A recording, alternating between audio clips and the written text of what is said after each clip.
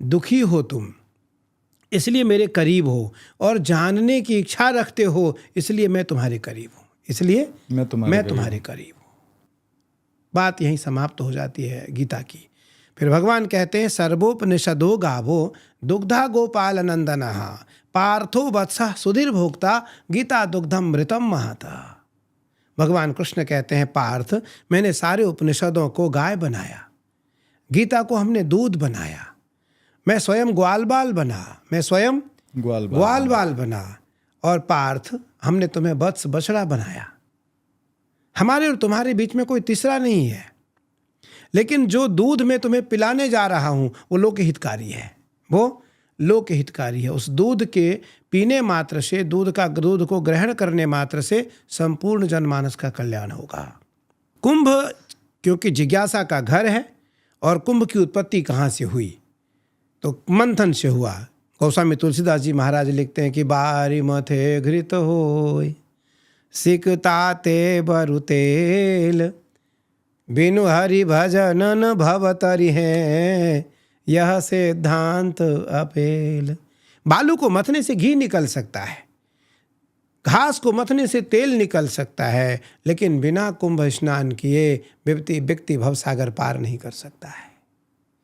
बिना त्रिवेणी स्नान किए, बिना संगम स्नान किए, बिना ब्रह्मकुंड में स्नान किए व्यक्ति भवसागर पार नहीं कर सकता है। तो समुद्र का मंथन हुआ, वासुकी रज्जु बने, वासुकी नाग को रज्जु रस्सी बनाया गया, और मंदराचल को मथानी बनाया गया, और समुद्र को मंथन किया गया, कुंभ घड़ा बनाया गया। उस घड़े में जो जल था, उस जल को मानो दधी समझ करके उसका मंथन शुरू हुआ। मंदराचल पर्वत नीचे नीचे धीरे धीरे नीचे जाने लगा। भगवान विष्णु से रहा नहीं गया, तो सभी देवताओं ने भगवान विष्णु का आह्वान किया, उनसे प्रार्थना की, और उन्होंने कच्छपा अवतार लिया, कछुआ बने।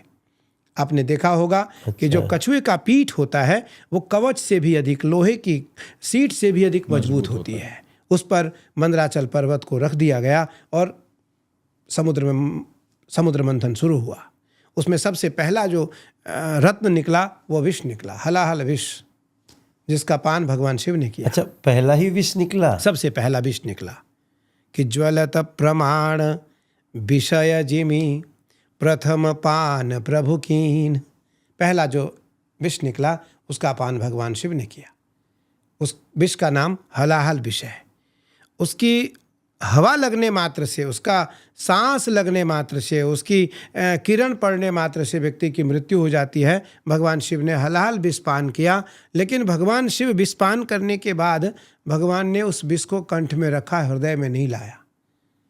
जब भगवान नारायण ने पूछा प्रभु आपने विष को हृदय में क्यों नहीं लाया, तो भगवान शिव ने कहा हृदय में राम रहते हैं, राम कोमल है, विष कठोर है, विष कठोर है। अगर विष से संबंध राम का हो जाता तो हमारे सरल राम, कोमल राम, कमल नयन राम विषैले हो जाएंगे।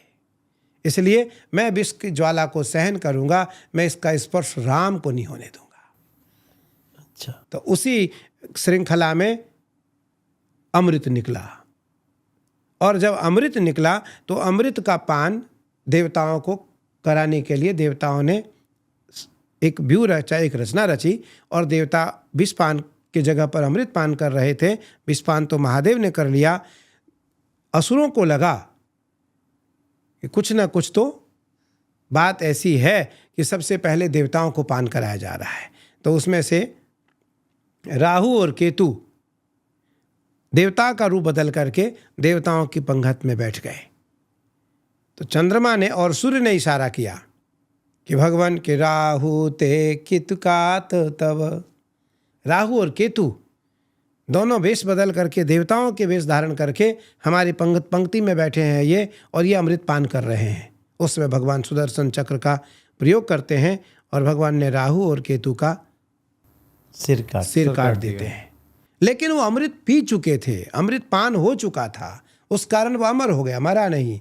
तो उसने चंद्रमा और सूर्य से कहा तुम्हारे कारण ही मेरी ये दशा हुई है, मैं तुम्हें जरूर ग्रसूंगा। और उस फिर अमृत को लेकर के भगवान नारायण वहाँ से दौड़े, भागे, तो असुर उनके पीछे दौड़े। फिर भगवान को मोहिनी रूप धारण करना पड़ा, और भगवान मोहिनी रूप धारण करके भगवान देवताओं को अमृत पान कराते हैं। और देवता और असुर में जब वह अमृत को लेकर के छीना झपटी हुई तो वह अमृत स्वर्ण, कुंभ कहते हैं कलश को, कुंभ कहते हैं कलश को, और कलश में जो अमृत था वह महाअमृत है।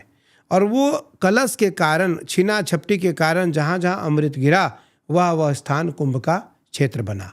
तो वह सबसे पहले हरिद्वार में गिरा, सबसे पहले हरिद्वार में गिरा, उसके बाद तीर्थराज प्रयाग में गिरा, उसके बाद उज्जैन में गिरा और फिर नासिक में गिरा।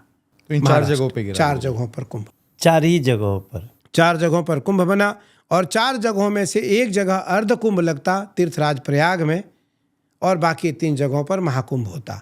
और 6 वर्ष बाद तो अभी जो कुंभ लग रहा है प्रयागराज में, वो अर्ध कुंभ है कि महाकुंभ? ये महाकुंभ है। और ये महाकुंभ 144 वर्ष बाद वापस महाकुंभ ये लग रहा है।